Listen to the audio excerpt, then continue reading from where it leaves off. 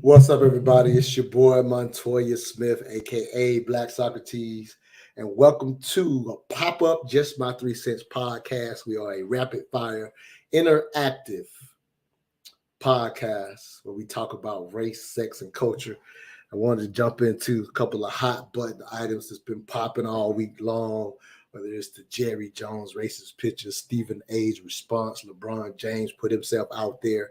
And so I wanted to give context and perspective, the Black Socrates, my 3 cents to the whole situation, and give some things to think about as this is entitled Jerry Jones, LeBron James, Stephen A. Re-Orienting from Whiteness. So there was a perspective that I wanted to just jump in and just get it out there in the airwaves, and y'all can share with others later. I didn't really promote this. It's kind of, again, just a pop-up show. But if you are watching, you can hit, let me put the link real quick before I get into my take. Let me put the link of the so that y'all can join me and jump on and give your take as well. So give me 1 second to put the link on Facebook. It should already be on YouTube, I think, but I'm about to put it out there so y'all can jump on with me. So just give me a second to do that. Here we go. So I just put it. It's probably on the Mental Dialogue page and on the YouTube page. Let me see. Yep. All right, let me go put it one other place, and then I'll get started. Let me put it actually on my personal page, because you might be watching from there as well. So let me put the link out there for others to join, and then I'll get started with my take and make this quick and easy for y'all. All right, here we go. Let me find it. All right, here we go. So let me put that on the comments, and we rock. All right, there we go. All right, so anybody can join me. Again, it's an interactive podcast. We want to get your 3 cents as well. But here's my take on everything that we're seeing. I always like to give context and perspective, whatever. I always feel like, that's in a sense my 3 cents, if you will, and try to make it make sense. So everybody's seen the racist picture, we call it the racist, the picture where Jerry Jones is actually standing in the crowd when I think it was the Little Rock Nine trying to integrate a school or whatever. He was in the crowd and that picture got put forward. And so my take and the thing that I want to put out there, I call this reorienting from whiteness. I have this, for those that don't know, I do a podcast, audio only, every Saturday morning, the Mental Dialogue podcast, where we talk about same thing, race, sex, culture, and African-American business. And one of my most important shows is a show we call Re-Orienting from Whiteness. And I hope the things I say today will help you understand the context of why I mentioned that in regards to Jerry Jones, Stephen A, and LeBron James. If you don't know about those situations, let me just give a little context. Jerry Jones, was asked to respond to a picture from 65 years ago where he was standing, kind of as if he was blocking those that are looking to integrate his school, from what I understand. So that was that picture. Stephen A basically said he thought it was inappropriate to, in a sense, hold that man accountable for something that was 60-something years ago. And LeBron James chose to recently, at a press conference, bring it up and say, hey, why did not get any questions about the Jerry Jones picture with the way that y'all came after Kyrie for whatever he done? There was this backlash, whereas it seems like they've buried the situation with Jerry Jones already. So why the difference, right? So that was all of the context that I want to give, because y'all probably seen all that already, right? So here's my personal take on all of those scenarios. I actually stand with Stephen A, believe it or not, in regards to the actual picture. And let me explain this detail or whatever, because here's what I hate the most and why I actually wanted to address this. What I hate the most is how, when these situations come out and we're looking to these public figures and they make their comments, then our community is torn between who was right or who said the best thing, who's for the culture, who's not for the culture.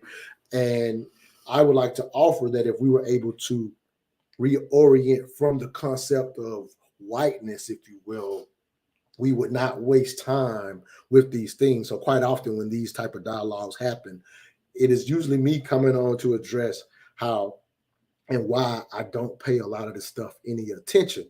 And so again, I hope I can make that clear in making it make sense in this discussion, if you will.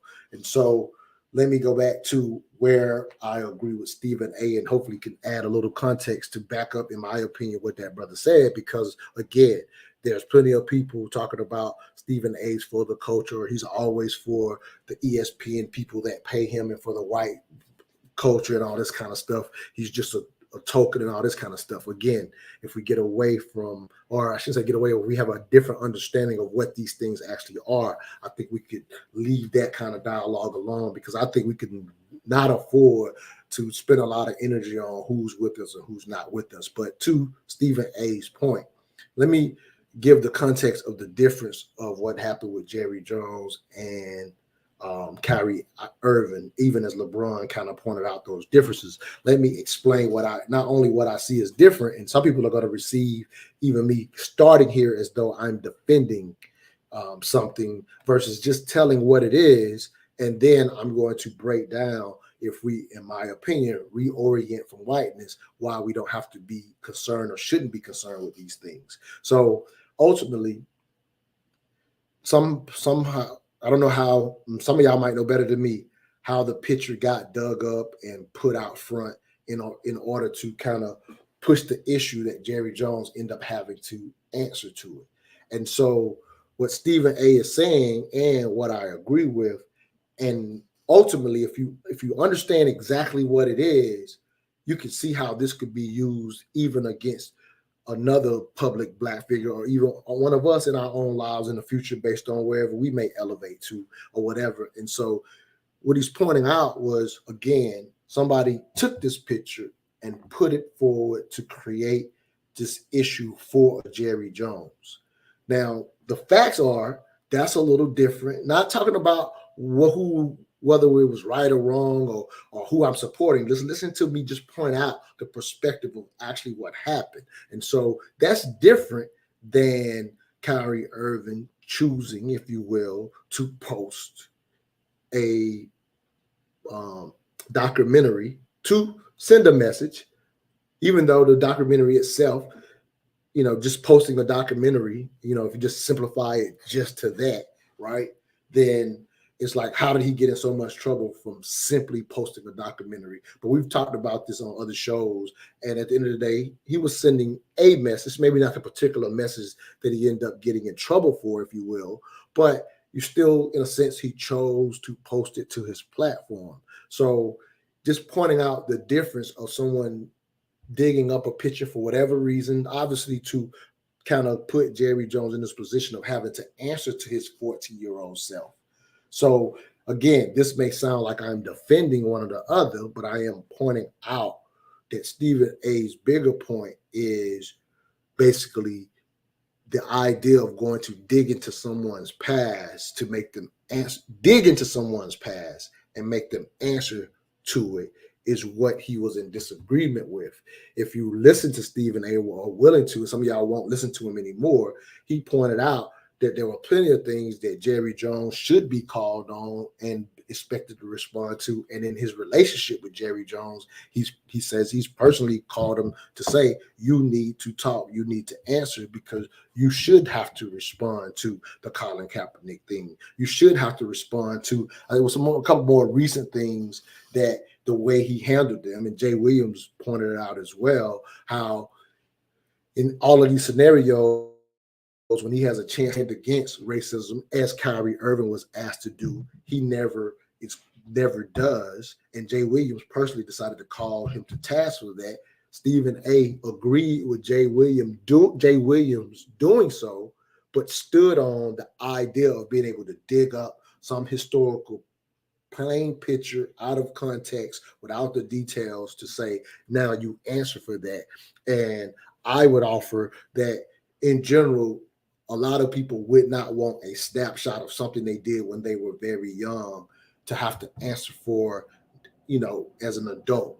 And so that was the distinction that Stephen A was making about how and why this was done in the media, and why he did not agree with that part, but agreeing with Jay Williams on all these other things that Jerry Jones should have to answer to.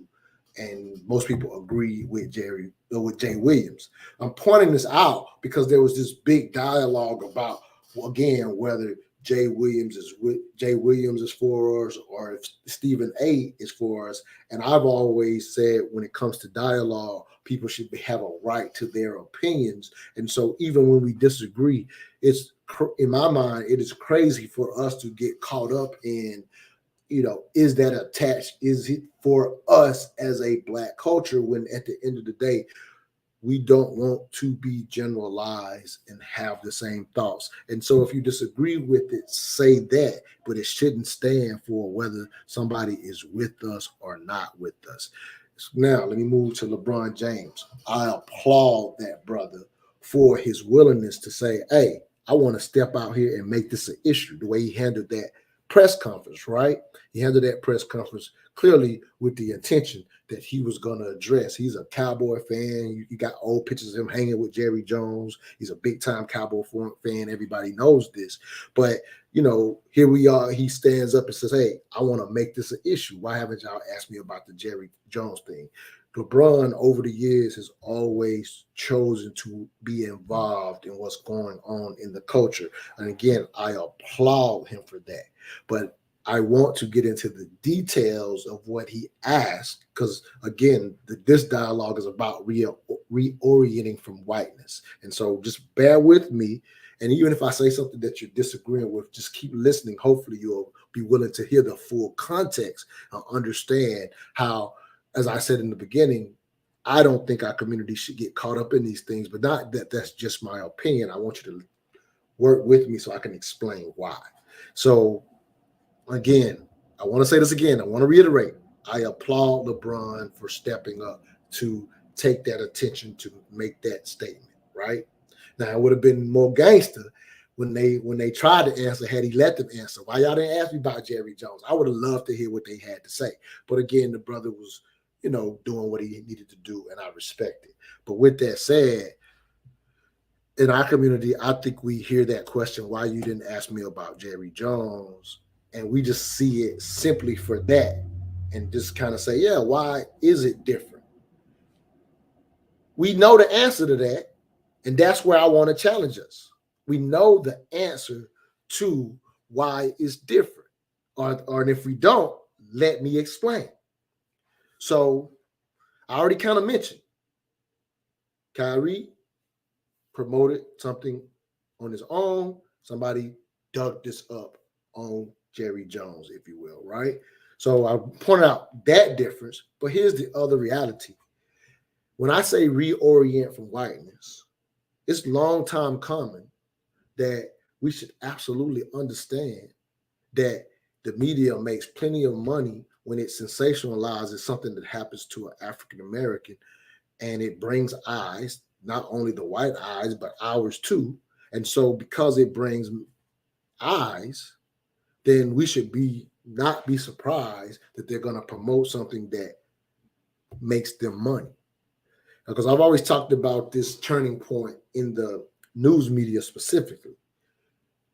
So there was a time years ago when I was younger that the news media prided itself in certain issues they would not cover. It wasn't newsworthy, if you will. But it was easy for the news to do that years ago, when the only time in the U.S., at least, that you got TV news was at 6 p.m. and 11 p.m. Eastern Standard Time. But those times were set. We didn't have a lot of channels. And so if you wanted to get the newsworthy information of the day, you would tune in at that time. So they had all the numbers. They had numbers. And if you know anything about advertising, news media would make their money by reserving only newsworthy things, because they knew they would have all of the country's eyes at 6 p.m. and 11 p.m. Eastern Standard Time, whatever that equates to in the rest of the country. We all watch the news at the same time. So when they had all the eyes, they also could charge the most advertising during that time. So that's how they made their money. And then when cable came along and satellite came along, and now we got 1,000 channels, I want to point out just the moment that I knew the news media was no longer caring about newsworthy stuff.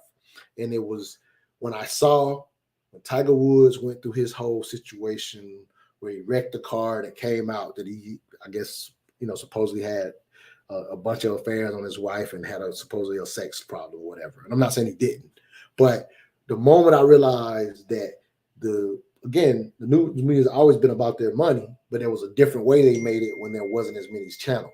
Only certain things were newsworthy, certain things were not. Oh, that's left for the entertainment fodder, right? And so, but then when Tiger Woods had this situation, I saw on scene, I was working out, we'll never forget it. I was working out, and they literally played a video that some creator had made about Tiger Woods having his affair, and it was something that was trending on the internet, and it was on the news media.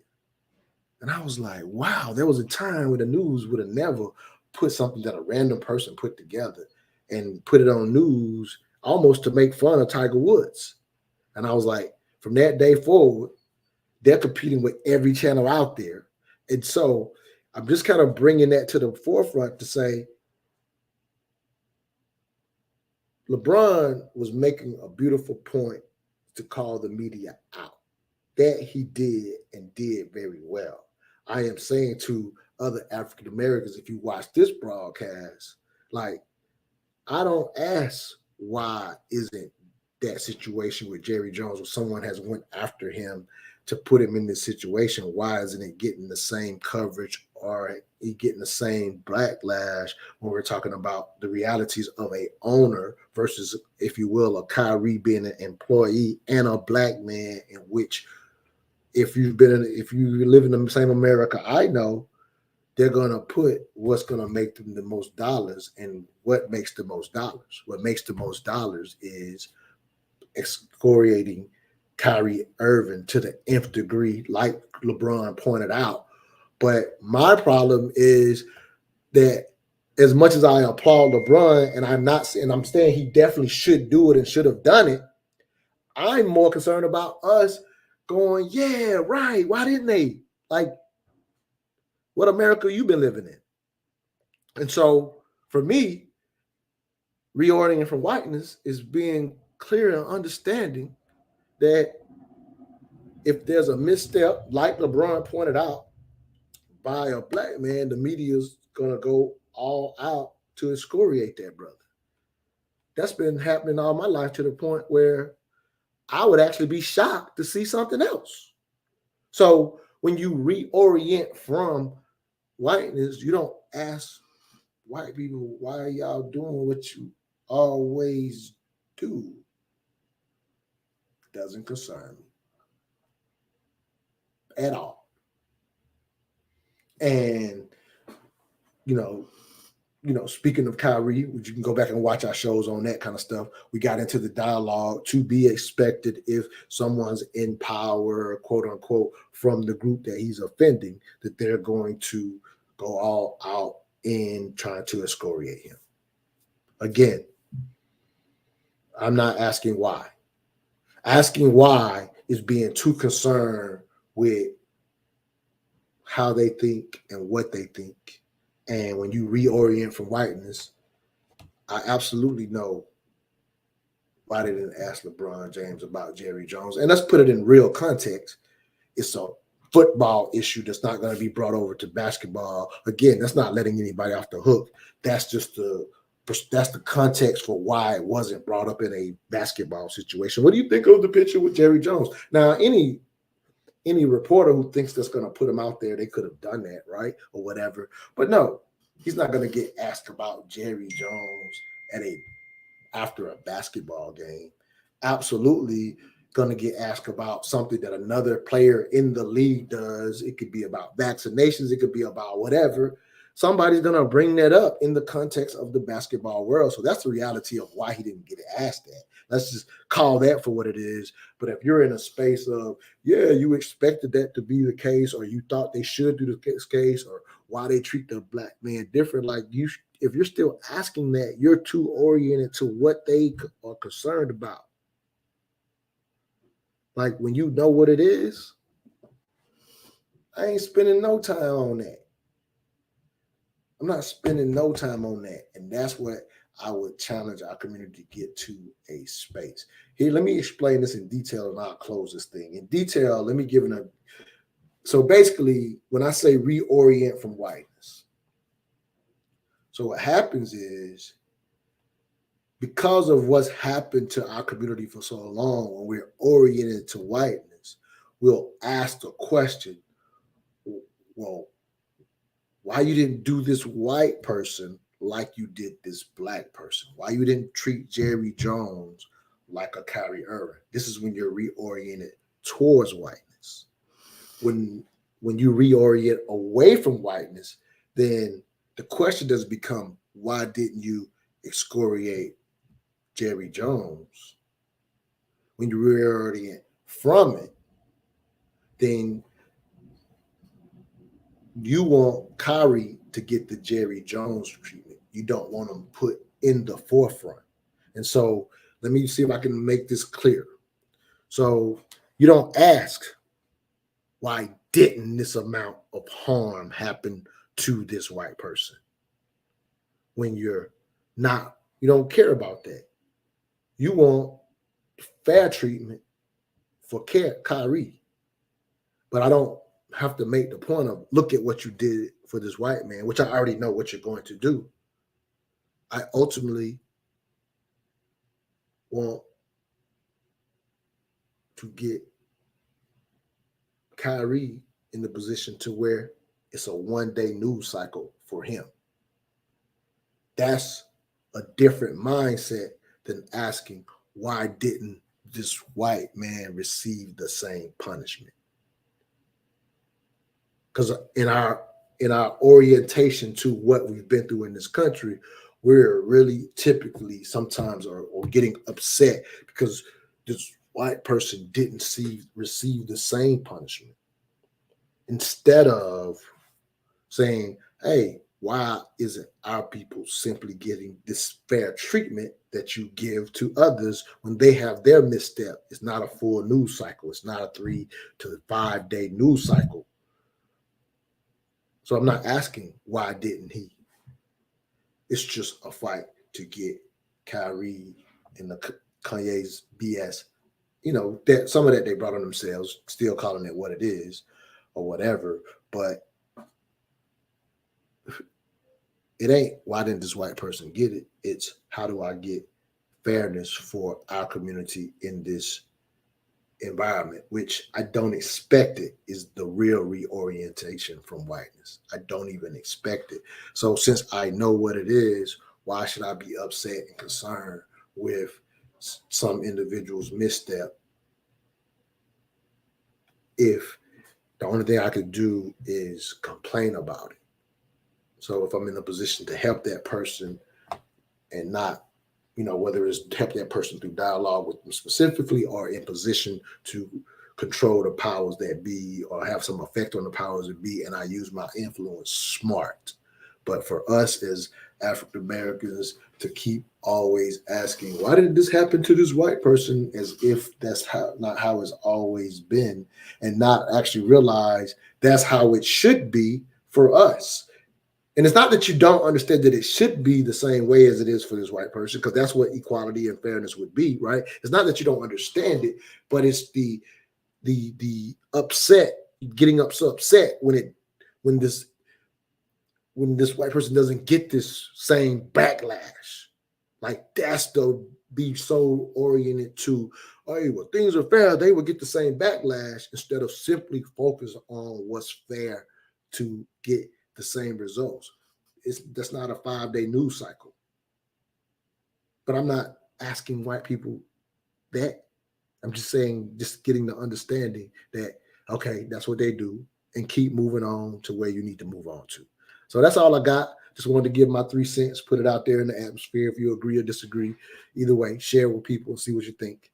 I forgot to keep mentioning, y'all could have jumped on with me. I saw people jumping on and off, but you could have jumped on. I haven't did one of these in forever, so I forgot to keep mentioning that you could have jumped on and gave me your 3 cents on this discussion. But that's all I got. Hopefully I said some things that make sense, but challenge you to go listen to the Mental Dialogue talk show, Re-Orienting from Whiteness. Look it up on Spotify, Apple Podcast, Stitcher, Podbean, anywhere you listen to podcasts, you can find it.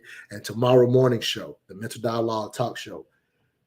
In relationships, should women manage a man's ego? In relationships, should women manage a man's ego? I got special guest Dr.